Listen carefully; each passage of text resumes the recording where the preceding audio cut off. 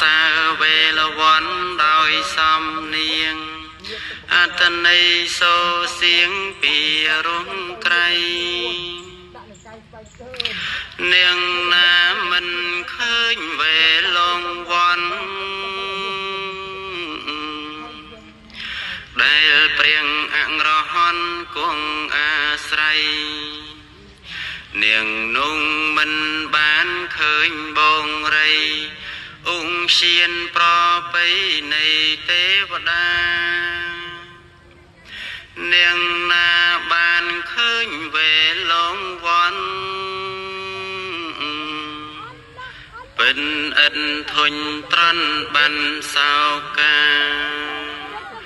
នាងនោះគឺដូចបានទស្សនានន្ទវ័នអង្គចាក្នុងទេវលោកវ័នវេលវ័នកើតឡើងបានដោយបុណ្យកល្យានព្រះមានជោងគុណវេលវ័នមានក្នុងលងនាងណានឹងមករំអស់បានព្រះនាងខេមាមហេសីស្ដាញ់ស្ដាំចំស្រាញ់បាញ់រឿងអង្គឈាន